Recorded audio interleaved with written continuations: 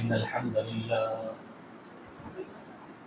نحمده ونستعينه ونستغفره ونؤمن به ونتوكل عليه ونعوذ بالله من شرور أنفسنا ومن سيئات أعمالنا من يهده الله فلا مضل له ومن يضلله فلا هادي له وأشهد أن لا إله إلا الله وحده لا شريك له وأشهد أن محمدا عبده ورسوله أما بعد فإن خير الحديث كتاب الله وخير الهدي هدي محمد صلى الله عليه وسلم وشر الأمور محدثاتها وكل محدثة بدعة وكل بدعة ضلالة وكل ضلالة في النار. أعوذ بالله السميع العليم من الشيطان الرجيم. بسم الله الرحمن الرحيم. رجال لا تلهيهم تجارة ولا بيع عن ذكر الله وإقام الصلاة وإيتاء الزكاة يخافون يوما تتقلب فيه القلوب والأبصار. محترم حاضرین جمعہ، معزز دینی و ایمانی بھائیوں، پیارے دوستوں، بزرگوں، پیارے بچوں، عزیز ماں اور بہنوں، خواہش تو یہ تھی کہ آج کے خطبہ جمعہ میں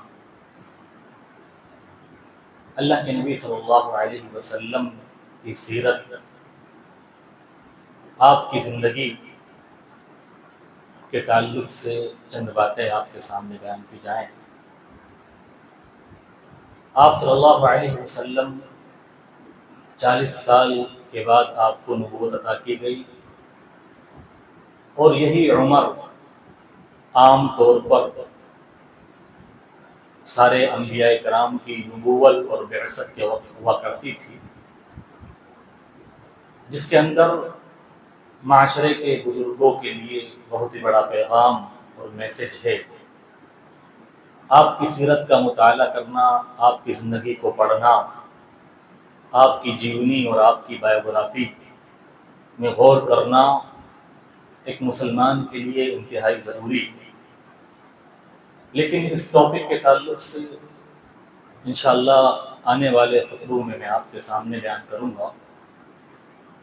آج کے خطبہ جمعہ میں آپ کے سامنے اللہ کے نبی صلی اللہ علیہ وسلم کے ایک پیارے صحابی، ایک جلیل القدر صحابی کی زندگی اور ان کی زندگی میں ہمارے لیے کیا نصیحتیں ہیں، کیا دروس ہیں، کیا موعظت ہے، وہ آپ کے سامنے بیان کرنے کے لیے حاضر ہوا۔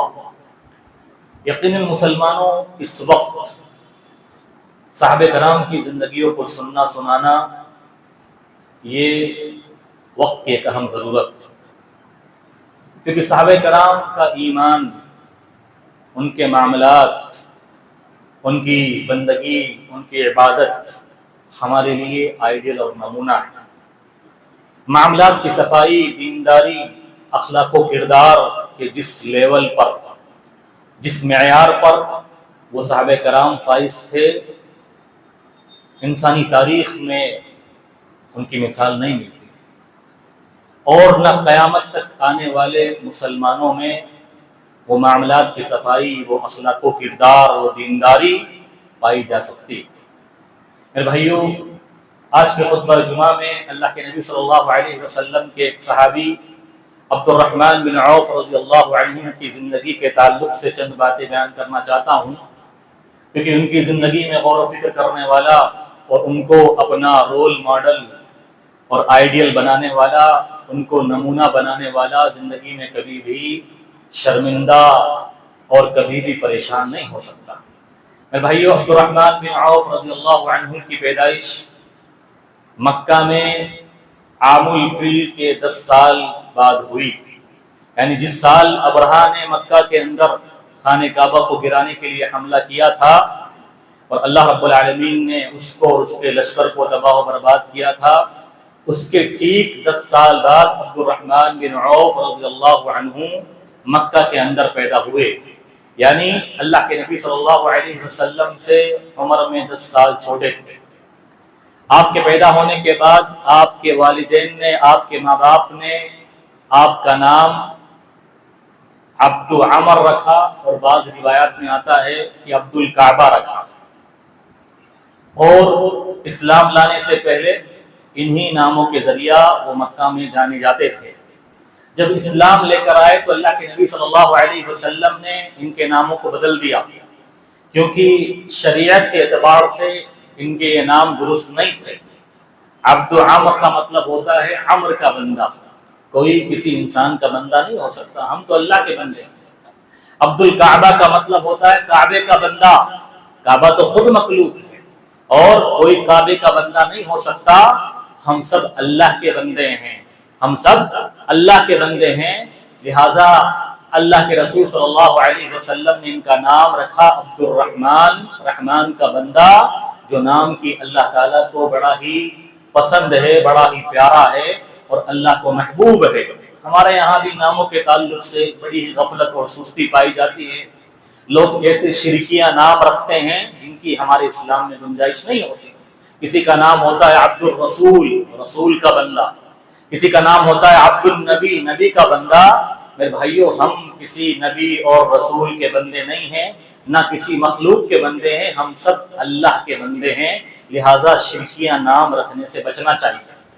میرے بھائیو، عبد الرحمن بن عوف رضی اللہ عنہ کی خصوصیات، ان کے فضائل کے تعلق سے بات کی جائے تو یہ سب سے پہلے اسلام لانے والوں میں ان کا شمار ہوتا ہے۔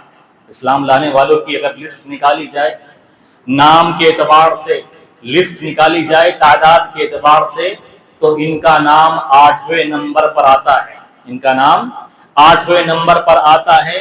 اور جو سب سے پہلے ایمان لے کر آئے، اسلام لے کر آئے، اللہ رب العالمین نے ان کے بارے میں قرآن مجید کے اندر یہ بشارت سنائی ہے، والسابقون الاولون من المہاجرین والانصار والذین اتبعوهم بإحسان رضی اللہ عنہم ورضوا عنہ، کہ وہ سب سے پہلے ایمان لانے والے، ایمان میں سبقت لے جانے والے، چاہے مہاجرین میں سے ہو چاہے انصار میں سے ہو، اللہ ان سب سے راضی ہو گیا، اللہ سب سے خوش ہو گیا اور وہ اللہ سے راضی ہو گئے۔ تو ایمان لانے والوں میں یہ ان کا سب سے پہلے ایمان لانے والوں میں ان کا 8واں نمبر آتا ہے۔ ابو بکر رضی اللہ عنہ کی دعوت سے، اللہ کی توفیق کے بعد ابو بکر رضی اللہ عنہ کی محنت اور کوشش سے، ابو بکر کی دعوت سے انہوں نے اسلام کو قبول کیا۔ میرے بھائیوں، سب سے پہلے اسلام میں داخل ہونا یا شروع وقت میں اسلام میں داخل ہونا، یہ ان کی فضیلت کے لیے کافی ہے، فضیلت کے لیے کافی ہے۔ ایک مرتبہ خالد بن ولید رضی اللہ عنہ کا جھگڑا ہو گیا ان سے، عبد الرحمن بن عوف سے تکرار ہو گئی کسی بات پر، اور خالد بن ولید نے عبد الرحمن بن عوف کو کافی برا بھلا کہہ دیا، کافی کچھ سنا دیا۔ عبد الرحمن بن عوف رضی اللہ عنہ کو یہ بات بڑی بری لگی، دل پر لگ گئی۔ اللہ کے نبی صلی اللہ علیہ وسلم تک معاملہ پہنچا، اللہ کے رسول نے بلایا خالد بن ولید کو۔ خالد بن ولید بھی صحابی ہیں اور بڑے جلیل القدر صحابی ہیں، اور ان کی سرپرستی میں، ان کی سپہ سالاری میں مسلمانوں نے بہت جنگیں جیتی، لیکن بلایا خالد بن ولید کو اللہ کے نبی صلی اللہ علیہ وسلم نے اور کہا، اے خالد بن ولید، میرے ان صحابہ کو برا بھلا مت کہو جو سب سے پہلے اسلام میں داخل ہوئے، شروع اسلام انہوں نے قبول کیا۔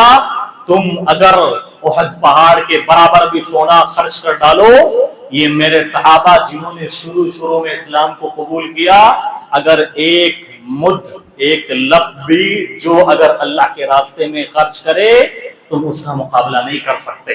اور ان کی خصوصیت کی بات کی جائے تو ان کی دوسری بڑی خصوصیت یہ بھی ہے کہ اللہ کے نبی صلی اللہ علیہ وسلم نے زندگی میں ہی، اپنی زندگی میں ہی، ان کی موجودگی میں ہی ان کو جنت کی بشارت اور خوشخبری سنا دی، اور ایک مرتبہ نہیں، تین مرتبہ، کئی مرتبہ اللہ کے نبی صلی اللہ علیہ وسلم نے ان کو جنت کی بشارت سنائی۔ ایک مرتبہ 10 صحابہ کرام کا نام لیا آپ نے، صحابہ کرام کا نام لیا اور ان میں عبد الرحمن بن عوف کا نام بھی لیا کہ وہ عبد الرحمن بن عوف فی الجنہ، کہ عبد الرحمن بن عوف میرے صحابی جنتی صحابی ہیں، جنت میں جانے والے ہیں۔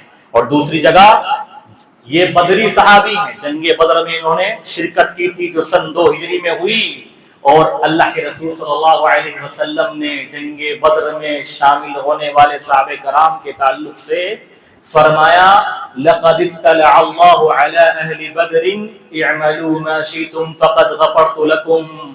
اے بدر میں شریک ہونے والے صحابہ کرام، اللہ آسمان سے جھانک کر تم کو دیکھتا ہے اور تمہارے بارے میں کہتا ہے جو چاہے کرو، اللہ نے تمہیں معاف کر دیا ہے، مغفرت کی سرٹیفکیٹ تمہیں سنا دی ہے۔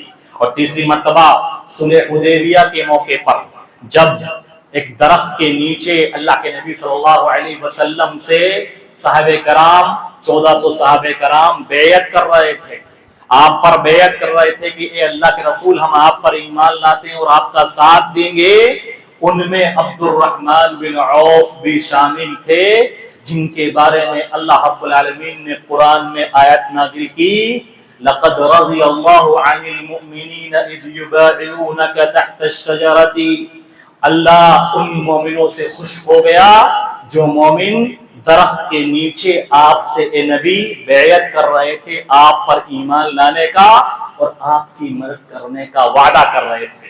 میرے بھائیوں، بہت ساری خصوصیات ہیں، بہت سارے فضائل ہیں عبد الرحمن بن عوف کے، اور اگر ان کے شرف کی بات کی جائے، مقام و مرتبے کی بات کی جائے، تو جو مقام ان کو ملا صحابہ کرام میں ابو بکر کے علاوہ کسی اور کو نصیب نہیں ہوا، کسی اور کو نصیب نہیں ہوا۔ اللہ کے نبی صلی اللہ علیہ وسلم نے اپنی زندگی میں ان کے پیچھے نماز پڑھی ہے، ان کے پیچھے نماز پڑھی ہے۔ صرف یہ شرف اور فضیلت، یہ سعادت ابو بکر رضی اللہ عنہ کو حاصل ہے، اور ابو بکر رضی اللہ عنہ کے بعد عبد الرحمن بن عوف رضی اللہ عنہ کو حاصل ہے کہ امام الانبیاء، تمام نبیوں کے امام عبد الرحمن بن عوف رضی اللہ عنہ کے پیچھے نماز پڑھتے ہیں، یعنی اللہ کے رسول مقتدی ہوتے ہیں اور یہ امام ہوتے ہیں۔ صرف یہی فضیلت، یہی خصوصیت ان کے کمال اور مرتبے کے لیے کافی ہے۔ میرے بھائیوں، ان کا ایمان بڑا ہی مضبوط تھا، ایمانی طاقت تھا، ایمان کا پاور اتنا ان کے پاس تھا کہ اللہ کے نبی صلی اللہ علیہ وسلم نے خود گواہی دی کہ مجھے عبد الرحمن بن عوف کے ایمان پر پکا بھروسہ ہے، مجھے اعتماد ہے کہ عبد الرحمن کا ایمان کمزور نہیں ہے، بڑے ہی مضبوط ایمان والے ہیں۔ ایک مرتبہ اللہ کے نبی صلی اللہ علیہ وسلم کے پاس مال غنیمت آیا، اللہ کے نبی صلی اللہ علیہ وسلم نے سارے صحابہ کرام میں مال غنیمت کو تقسیم کر دیا، عبد الرحمن بن عوف کو نہیں دیا۔ عبد الرحمن بن عوف تھوڑا پریشان ہوئے، آپ غمگین ہو گئے، رونے لگ گئے۔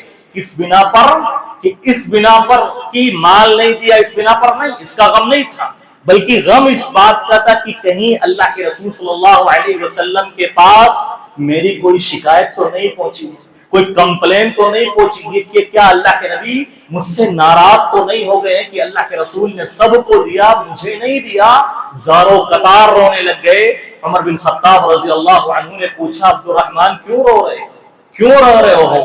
فرمایا اے عمر بن خطاب، مجھے اللہ کے نبی صلی اللہ علیہ وسلم کی ناراضگی کا غم ہے، کہیں اللہ کے رسول کے پاس کوئی میری شکایت تو کسی نے نہیں پہنچا دی ہے جس کی وجہ سے اللہ کے نبی نے مجھے محروم کر دیا۔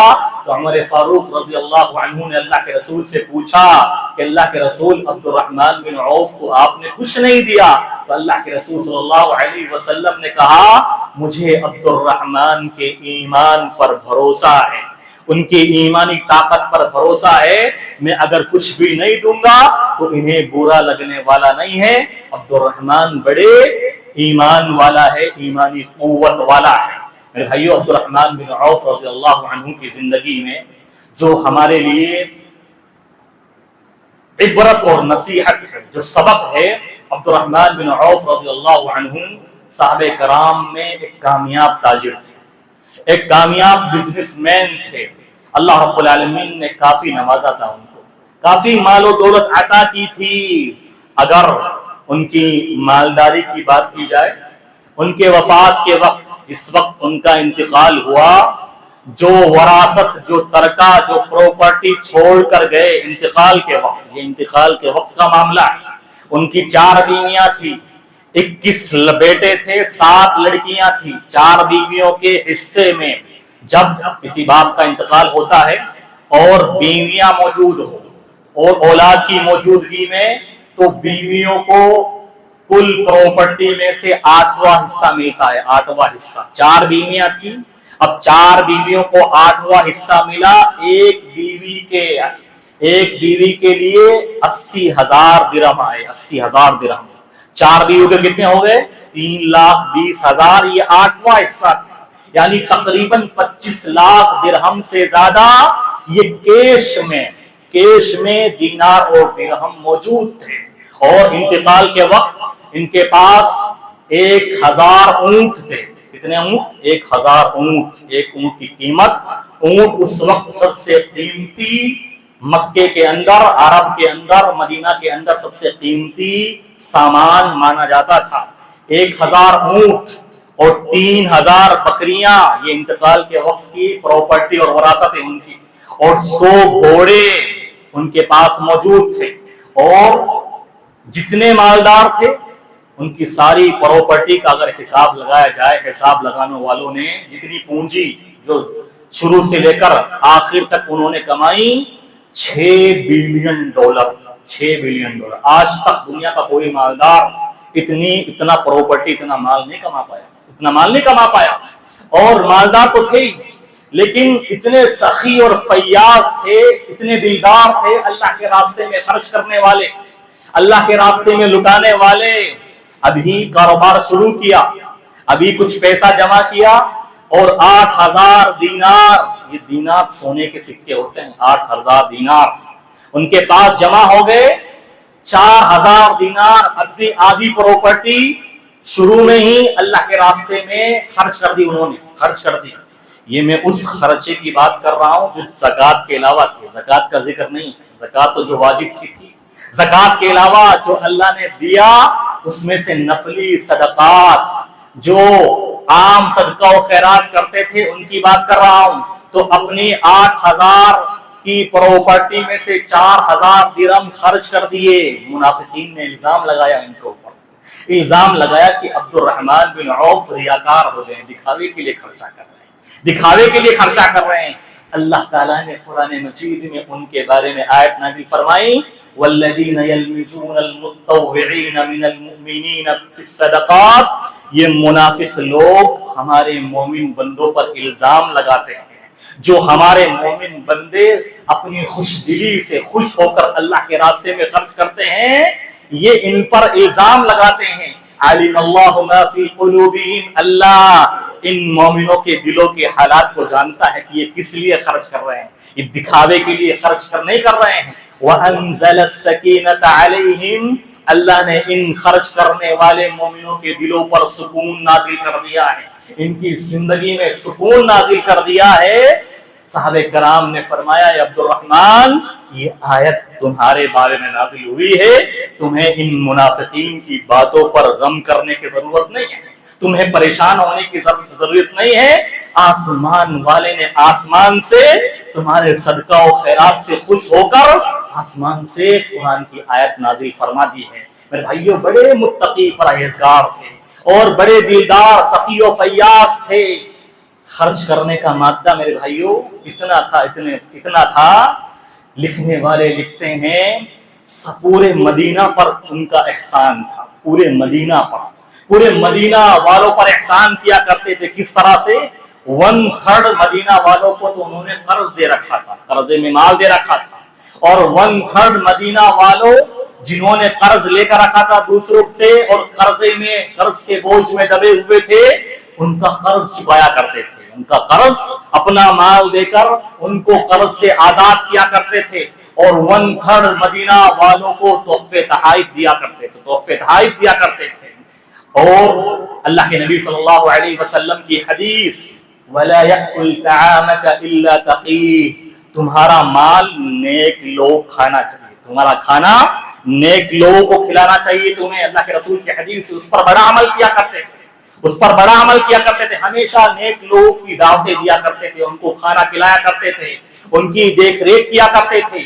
بدر میں شریک ہونے والے صحابہ جو جنگ بدر میں شریک ہوئے تھے، ان کی وفات کے وقت 400 صحابہ کرام موجود تھے، ان کی وفات کے وقت 100 بدر کے اندر، جنگ بدر کے اندر شریک ہونے والے صحابہ کرام موجود تھے۔ انہوں نے وصیت کی کہ ہر صحابی کو میری پراپرٹی میں سے پراپرٹی تقسیم کرنے سے پہلے 400 دینار دے دیے جائے، 400 دینار ہر بدری صحابی کو دے دی جائے، میری طرف سے ہدیہ اور گفٹ تمام بدری صحابہ کو دیا۔ اور دیکھیے اللہ کے نبی صلی اللہ علیہ وسلم کی زندگی کے وفات کے بعد اللہ کے رسول اس دنیا سے چلے گئے، امہات المومنین موجود تھی، زندہ تھی، ان کا ایک باغ تھا، اپنے باغ کے بارے میں وصیت کر دی کہ یہ باغ، اس سے جتنی بھی آمدنی ہوگی امہات المومنین اللہ کے رسول صلی اللہ علیہ وسلم کی بیویوں پر خرچ کیا جائے گا۔ جب اس کو بیچا گیا تو وہ 4 لاکھ درہم میں بکا۔ کتنے میں؟ 4 لاکھ درہم میں بکا۔ میرے بھائیوں، ان کی سخاوت و فیاضی، اللہ نے اتنا دیا کہ وہ اللہ کے راستے میں خرچ کرنے سے کبھی بھی اپنے آپ کو، اپنے ہاتھ کو روکتے نہیں تھے۔ میرے بھائیوں، جو اہم مسئلہ میں آپ لوگوں کے سامنے بیان کرنا چاہتا ہوں، اور ان کی زندگی میں ہمارے لیے جو اہم سبق اور اہم پیغام ہے، جو آج کے خطبے کا لب لباب ہے، جو میں آپ کے سامنے رکھنا چاہتا ہوں، نوجوان بھی سنیں، بزنس مین بھی سنیں، تجارت کرنے والے سب لوگ سنیں کہ آخر عبد الرحمن بن عوف اتنے مالدار کیسے بن گئے، کیسے ان کے پاس اتنا پیسہ آیا، کیا تجارت اور بزنس کے ان کے اصول تھے، تجارت کرنے کی ان کی اسٹریٹجی کیا ہوتی تھی، کیا حکمت عملی اپناتے تھے کہ اللہ نے ان کو اتنا نوازا۔ ہر تاجر، ہر بزنس مین، ہر کاروباری ان کے اصول کو جاننے کی کوشش کرے۔ عبد الرحمن بن عوف رضی اللہ عنہ، آج ہم ان کی زندگی سے سبق حاصل نہیں کرتے، غیر ان کی زندگی سے سبق حاصل کرتے ہیں کہ عبد الرحمن بن عوف آخر کیا کرتے تھے، کیا اصول اپناتے تھے تجارت میں کہ اتنی وراثت، اتنا ترکہ چھوڑ کر گئے اور اللہ نے اتنا نوازا۔ حالانکہ میرے بھائیوں، جب مکہ سے مدینہ ہجرت کر کے پہنچے، کچھ نہیں تھا ان کے پاس، صرف 2 درہم تھے، 2 درہم تھے۔ 2 درہم سے اللہ تعالیٰ نے ان کو اتنا بزنس ماڈل بنا دیا، کامیاب تاجر بنا دیا۔ ان کے بزنس کے اصولوں کی بات کی جائے، سب سے پہلا اصول جو ہر تاجر کو، ہر بزنس مین کو اپنے ذہن میں بٹھانا چاہیے، انہوں نے اپنایا، ہمیشہ حلال کمانے کی سوچ۔ حلال کمانا ہے، حرام کے قریب مت جانا ہے۔ حلال حرام اگرچہ دکھنے میں زیادہ ہوتا ہے، لیکن اس سے جو پریشانیاں اور مصیبتیں آتی ہیں وہ بڑی خطرناک ہوتی ہے۔ حرام کمائی کی وجہ سے پھر انسان مسجد سے قریب نہیں آتا، پھر عبادتوں کی توفیق نہیں ملتی۔ کمائی ہے حرام، عبادتوں کی لذت اللہ چھین لے گا، نہیں من لگے گا عبادت کرنے کا، آپ کو نصیحت بری لگے گی، نہیں فرق پڑے گا قرآن کی تلاوت سے، خطبے سننے سے، اور دل میں کچھ بھی اثر نہیں ہوگا ان باتوں سے اگر حرام کمائی ہے۔ ہر مسلمان غور کرے اپنی کمائی پر، اگر حرام کمائی ہے تو آج کیوں تقریروں کا اثر نہیں ہوتا ہے، کیوں بیانات کا اثر نہیں ہوتا ہے؟ بیانات زیادہ ہیں، تقریریں ہو رہی ہے، پروگرام پر پروگرام، خطبے پر خطبے، لیکن اثر نظر نہیں آتا۔ کیوں؟ حرام کمائی جس کی وجہ سے رزق کی برکت اٹھا لی جاتی ہے۔ میرے بھائیو، حلال کمانے کی کوشش کرو۔ حلال میں جو برکت ہے نا، وہ حرام میں نصیب نہیں ہوتی۔ حرام دکھنے میں زیادہ لگتا ہے، لیکن جتنا جلدی آتا ہے اس سے کہیں جلدی وہ چلا جاتا ہے کسی بھی شکل میں۔ حرام کمائی سے ہمیشہ اجتناب کیا۔ دوسرا اصول، شروعات بالکل تھوڑے سے، شروعات کس سے کی؟ ڈیری پروڈکٹ سے گھی اور پنیر کا بزنس کیا مدینہ کے مارکیٹ میں۔ پتا چلا راتوں رات کوئی امیر نہیں ہوتا، جو راتوں رات امیر بننے کی سوچتا ہے نا، سمجھ لیجیے گاڑی پٹری سے اتر جائے گی۔ راتوں رات ہمارے نوجوان یار اتنا پیسہ لگا دیں گے اور راتوں رات امیر ہو جائیں گے، جھانسے میں آتے ہیں، یہ پتھر بیچ دیا اور اس میں ڈبل فائدہ ہو جائے گا، ان کے بارے میں بعد میں سننے میں آتا ہے سب کچھ سٹی گل اور جو کچھ تھا سب برباد کر دیا، سب ختم ہو گیا۔ راتوں رات کوئی امیر نہیں ہوتا میرے بھائی، شروعات تھوڑے سے ہوتی ہے۔ ڈیری پروڈکٹ سے شروع کیا، کس سے شروع کیا؟ پنیر اور گھی کا کاروبار کیا، اور اس کے بعد اللہ رب العالمین نے دھیرے دھیرے کر کے ترقی عطا کی۔ تیسرا اصول جو انہوں نے اپنایا، ایک بزنس پر اکتفا نہیں کیا، ایک کاروبار پر اکتفا نہیں کیا۔ ہمارے یہاں کیا ہوتا ہے، بس ایک خاندانی جو بزنس دیکھ لیا آپ اسی پر ہی لے کر چل رہے ہیں۔ ارے بھائی حالات کے اعتبار سے انسان کو بدلنا چاہیے۔ پہلے انہوں نے ڈیری پروڈکٹ سے کام شروع کیا، پھر کھجور کا دھندا کیا، پھر اس کے بعد زینے بنانے کا شروع کیا، جو گھوڑے کی زینے ہوتی ہیں وہ، پھر گھوڑے کا کاروبار کیا۔ وقت اور حالات کے اعتبار سے اپنے کاروبار کو بدلتے رہے، ایک کام پر اکتفا نہیں کیا۔ مسلمانوں، جو خاندانی کاروبار بنا کے رکھا ہے اس پر ڈیپینڈ ہونے کی ضرورت نہیں ہے۔ وقت اور حالات کے اعتبار سے اپنے آپ کو بدلو، تاکہ کبھی اگر کوئی کاروبار بند بھی ہو جائے دوسرا کاروبار آپ کے پاس موجود ہو اور اس سے آپ کی آمدنی جاری ہو۔ اور اسی طرح سے ایک اور اصول جو انہوں نے اپنایا، ہمیشہ کیش میں ڈیلنگ کرتے تھے، ادھار کا مسئلہ نہیں تھا ہمارے ان کے یہاں، ادھار نہیں جانتے تھے، کیش میں ڈیلنگ کرتے تھے، جو کچھ بیچتے تھے کیش میں بیچتے تھے۔ ہمارے یہاں تو سارا دھندا ہی ادھار پر چلا ہے، جس کی وجہ سے پریشان، ادھار جس کو دے دیا بھائی اب پیسہ آنے والا نہیں ہے، چاہے کتنے بھی آپ منت کر لو، سماجت کر لو، آپ کا بٹا بٹھا دیں گے، یہ ادھار میں لینے والے آپ کو برباد کر کے چھوڑ دیں گے۔ اور کتنے بیچارے کاروباری تجارت کرنے والے ادھار کے چکر میں برباد ہو گئے۔ دیکھو بیچارے اچھے خاصے کماتے تھے، لوگوں کو بھروسے میں آ کے ادھار دے دیا، اور لوگوں نے اپنوں نے، دور کی بات نہیں، اپنوں نے ایسا دھوکہ دیا کہ سارا کھا کر بیٹھ گئے اور کچھ بھی نہیں لوٹایا۔ میرے بھائیو، یہ ادھار کی ڈیلنگ چھوڑو، کیش پر کام کرنے کی کوشش کرو۔ ایک ساتھ حالات نہیں بدل سکتے، لیکن شروعات کریں گے، تھوڑا کما لو، تھوڑا منافع کما لو، کیش میں کماؤ۔ اسی طرح سے ان کی زندگی میں تجارت کا ایک اصول یہ بھی تھا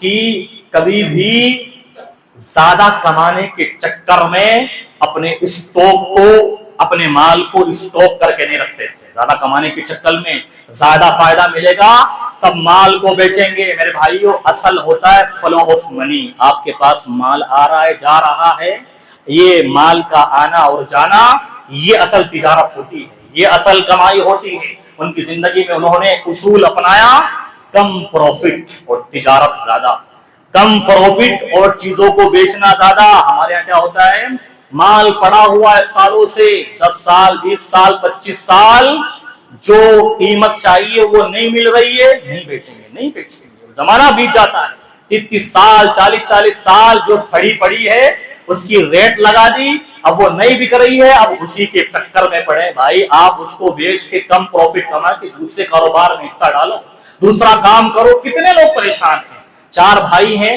اور 3 بھائی مال بیچنا چاہتے ہیں، ایک بڑا والا بھائی بولتا ہے شیخ صاحب ابھی اچھی قیمت نہیں مل رہی ہے اس لیے نہیں بیچ سکتے۔ بھائی کیا گارنٹی ہے کب اچھی قیمت ملے گی؟ تھوڑا بڑا فائدہ ہو رہا ہے اس کو بیچو اور دوسرے کام میں ہاتھ ڈالو اور اس طرح سے تجارت کرو۔ فلو آف منی تجارت کے اندر لکھنے والے لکھتے ہیں، اکنامکس کے جو ماہرین اور متخصصین ہوتے ہیں، اصل تجارت پیسے کا ٹرن آور ہے، پیسے کا آنا جانا ہے، جو عبد الرحمن بن عوف نے اپنی زندگی میں اپنایا تھا۔ اسی طرح سے میرے بھائیو، ان کی زندگی کا اصول ہر تاجر غور سے سنیں، مال کبھی بھی جمع کرنے کے لیے نہیں کمایا، مال کبھی بھی دنیا حاصل کرنے کے لیے نہیں کمایا، مال کو کبھی بھی دل میں جگہ نہیں دی، مال کی جگہ صرف ہاتھ ہے۔ مال آنے کے بعد بھی اللہ کو نہیں بھولے، اللہ کے ذکر سے، اللہ کی یاد سے غافل نہیں ہوئے، اور سب سے زیادہ جو جتنا مالدار ہوتا ہے وہ اللہ سے اتنا دور بھاگتا ہے۔ مال آنے کے بعد بھی عبد الرحمن بن عوف رضی اللہ عنہ نے اللہ اور اس کے رسول کے احکامات پر مال کو غالب نہیں آنے دیا۔ لوگ کہتے ہیں شیخ صاحب یہ کام نہیں کریں گے تو بھوکے مر جائیں گے۔ رزق کی ذمہ داری اللہ نے لی، اللہ پر ایمان رکھو، بھروسہ رکھو، حرام کمائی سے بچو، اللہ راستے نکالے گا۔ شیخ صاحب بھوکے مر جائیں گے، ہمارے بچے کہاں جائیں گے؟ اللہ نے وعدہ لیا ہے، اللہ کو ناراض کرنے والی کمائی کھڑاؤگے کبھی بھی برکت نہیں ہو سکتی، مالدار نہیں بن سکتے، ہمیشہ پریشان رہو گے، ہمیشہ بھیک ہی مانگتے رہ جاؤ گے۔ مال آنے کے بعد بھی میرے بھائیوں، مال کو دنیا حاصل کرنے کے لیے، جمع کرنے کے لیے نہیں کمایا، بلکہ نیت کیا ہوتی تھی ان کی؟ اس مال کے ذریعہ میں جنت میں گھر کیسے بنا لوں، اس مال کے ذریعہ جنت میں گھر کیسے بنا لوں، میرا رب مجھ سے راضی کیسے ہو جائے۔ جتنا آتا تھا دل کھول کے خرچ کرتے تھے، دل کھول کے خرچ کرتے تھے، اور اللہ تعالیٰ سے دعا کرتے تھے۔ جب بھی طواف کرنے جاتے، عمرہ کرنے جاتے، حج کرنے جاتے، خانہ کعبہ کے طواف کے وقت اللہ تعالیٰ سے ایک دعا کیا کرتے تھے، دعا کیا کرتے بار بار، اللہم قنی شح نفسی، اللہم قنی شح نفسی، اللہ میرے دل کی بخیلی سے مجھے بچا لے، جو مال دیا ہے اب میرے دل کے اندر بخیلی پیدا نہ ہو جائے۔ بار بار یہ دعا کیا کرتے تھے، بار بار کیا کرتے تھے، یہی پڑھتے تھے۔ پوچھنے والے نے پوچھا کہ کیا بات ہے عبد الرحمن، پورے طواف کے درمیان یہی دعا پڑھتے ہو، کیا وجہ ہے؟ تو کہتے تھے اللہ نے فرمایا ہے قرآن مجید میں، وَمَن يُوقَ شُحَّ نَفْسِهِ فَأُولَٰئِكَ هُمُ الْمُفْلِحُونَ، جو اپنے دل کی بخیلی سے بچا لیا گیا وہی در حقیقت میں کامیاب ہے۔ اللہم قنی شح نفسی، مال کی کبھی حرص و لالچ نہیں آئی، مال کی کبھی حرص و لالچ کی، بس مال آنے کے بعد بھی حریص ہو جائے اور بخیل ہو جائے، اپنے آپ پر، اپنے گھر والوں پر، اپنی اولاد پر، اپنے ماں باپ پر، اپنے رشتہ داروں پر خرچ کرنے کا جذبہ انسان کے دل سے اٹھ جائے۔ میرے بھائیوں، تجارت کا اصول سنیے ان کا کیا تھا؟ تجارت میں ہمیشہ امانت داری کا ثبوت دیا، جھوٹ بول کر کبھی بھی، غداری کر کے، مکاری کر کے، دھوکہ دے کے کبھی بھی مال کو نہیں بیچا، کبھی بھی مال کو نہیں بیچا، ہمیشہ سچ بولتے تھے۔ اور ہمارے ہاں تاجر اور بزنس مین دھوکہ دے کر، جھوٹ بول کر جو پیسہ کماتا ہے اپنا ہنر سمجھتا ہے کہ میں نے اس کو چونا لگا دیا اور اس کو اتنا کم مال دے دیا اور اس کو ٹھگ لیا اور یہ ناپ جوک میں کمی کر دی۔ ناپ جوک میں کمی کرنے کے بعد، جھوٹ بولنے کے بعد اور اسی طرح سے دھوکہ اور مکاری کرنے کے بعد کبھی بھی مال میں برکت نہیں ہو سکتی، آدمی کامیاب تاجر نہیں بن سکتا۔ اللہ ایسے مال کو اٹھا لیتا ہے اور برباد کر دیتا ہے۔ اسی طرح سے میرے بھائیوں، مال کے تعلق سے ان کا اصول تھا کہ مال کا حق ادا کیا کرتے تھے۔ مال کا حق ہوتا ہے، اصل میں مال یہ اللہ کا مال ہے۔ ہمارے یہاں ہوتا ہے نا، میرا مال میری مرضی، میرا مال میری مرضی۔ میرے بھائیوں، نہ آپ کا مال ہے نہ آپ کی مرضی، یہ مال اللہ کا ہے، اللہ نے دیا ہے، احسان کیا ہے، یہ اللہ کی امانت ہے اور اس کا حق ادا ہونا چاہیے کہ اس کو ان راستوں میں خرچ کرنا چاہیے جن راستوں میں خرچ کرنے سے اللہ راضی ہوتا ہے۔ خوب اللہ کے راستے میں خرچ کرتے تھے، زکوٰۃ و صدقات ادا کیا کرتے تھے۔ اور دیکھیے آپ، جنگ تبوک کے موقع پر 30,000 چاندی کے سکے، انہوں نے 30,000 چاندی کے سکے اللہ کے رسول کی گود میں لا کر رکھ دیے۔ اللہ کے رسول جنگ تبوک کے لیے میرا تعاون قبول کرو۔ 800 اونٹ پر ان کا سارا لشکر مال سے لدا ہوا تھا، 800 اونٹوں پر جو شام جانے کے لیے تیار تھا، تجارتی قافلہ تھا۔ اللہ کے رسول صلی اللہ علیہ وسلم کے کہنے پر اللہ کے رسول جنگ تبوک کی تیاری کے لیے میرا مال قبول کیجئے۔ میرے بھائیوں، عمومی طور پر جب مال کی بات آتی ہے تو ہم مسلمانوں کے یہاں غلط فہمی پائی جاتی ہے کہ اسلام فقیروں کا مذہب ہے یا اسلام غریبوں کا دین ہے اور اسلام میں مال کو برا مانا گیا ہے۔ میرے بھائیوں، وہ مال برا ہے جو آپ کو نمازوں سے غافل کر دے، جو تمہیں اللہ کے گھر سے دور کر دے، جو تمہیں حرام کمائی پر اٹھائے، جو تمہیں متکبر اور غرور اور گھمنڈی بنا دے، جو تمہیں لالچی بنا دے، بخیل بنا دے۔ اگر یہ سب چیزیں نہ ہو تو مال اللہ کی بہت بڑی نعمت ہے جس کے ذریعہ انسان آخرت بنا سکتا ہے۔ ان کی زندگی کا آخری سبق میرے بھائیوں، مال خوب تھا، خوب مالدار تھے، جنتی بھی تھے، لیکن کبھی گھمنڈ نہیں آیا۔ زندگی میں سادگی والی زندگی۔ جب شادی کی انہوں نے، شادی کی، اللہ کے رسول کو بعد میں پتا چلا کہ عبد الرحمن نے شادی کر لی۔ پوچھا، اے عبد الرحمن شادی کر لیے؟ ہاں اللہ کے رسول شادی کر لی۔ مدینے کا واقعہ ہے، مدینہ اتنا بڑا نہیں تھا پھر، اللہ کے نبی چھوٹا سا مدینہ تھا، اللہ کے رسول کو بھی خبر نہیں، یعنی اتنی شادی میں سادگی۔ اور اللہ کے رسول نے اتنا کہا، اولم ولو بشاتن، اے عبد الرحمن ولیمہ کر دو، ولیمہ کر دو۔ اور ہمارے یہاں جس کے پاس جتنا پیسہ ہوتا ہے وہ اپنا اسٹیٹس شادی کے رسم و رواج میں دکھاتا ہے. استغفر اللہ. ابھی بھی شادیوں کا کچھ ماحول چل رہا ہے. یہ لائٹیں لگی ہوئی پوری پوری روڈ لوگوں نے لائٹوں سے سجا کے رکھی ہے کہ ہاں ان کی یہاں شادی ہے بتانے کے لیے. یہ لائٹوں میں اور یہ اسی طرح سے بینڈ باجا بارات میں ٹینٹ میں 10-15 لاکھ خرچ کرنے والے, جو مال اللہ نے دیا ہے اور اللہ کی نافرمانی میں خرچ کرنے والے, وہ کبھی بھی کامیاب تاجر نہیں ہو سکتے. ان کی تجارت میں کبھی بھی برکت نہیں آ سکتی. ان کی زندگی میں سادگی تھی. نکاح اتنا آسان کیا کہ اللہ کے رسول صلی اللہ علیہ وسلم تو کوئی پتہ نہیں چلا اور بعد میں بتایا گیا. بھائیو, عبد الرحمن بن عوف کی زندگی ہمارے لیے بڑی ہی عبرت اور سبق کا درس ہے, خاص طور پر بزنس کرنے والوں کے لیے, تجارت کرنے والوں کے لیے. ہر آدمی کو ان کی زندگی کو پڑھنا چاہیے. پڑھنا آتا ہے, ہندی پڑھنی آتی ہے, ان کی کتابیں ہندی میں موجود ہے, ہندی میں ان کے اوپر کتابیں لکھی گئی ہے, انگلش میں لکھی گئی, ہر زبان میں کتاب مل جائے گی عبد الرحمن بن عوف کے تعلق سے. عبد الرحمن بن عوف ایک بزنس رول ماڈل. ان کی زندگی میں کیا سبق ہو سکتے ہیں. اللہ تعالیٰ سے دعا ہے کہ اللہ تعالیٰ ہمیں عبد الرحمن بن عوف کی زندگی میں غور و تدبر کرنے والا بنائے, ان کی زندگی کو نمونہ بنانے والا بنائے اور ان کی زندگی کے مطابق, ان کی تجارت کے مطابق تجارت کرنے والا بنائے. اللہ تعالیٰ حرام خوری سے بچائے, اللہ تعالیٰ جھوٹ اور مکاری سے بچائے, اللہ تعالیٰ بیاج اور سود سے بچائے, اللہ تعالیٰ مال کو فالتو جگہوں میں خرچ کرنے سے بچائے, اللہ تعالیٰ مال آنے کے بعد حرص اور لالچ سے بچائے, اللہ کے راستے میں خرچ کرنے والا بنائے. آمین. اقول قولی هذا استغفر الله لي ولكم.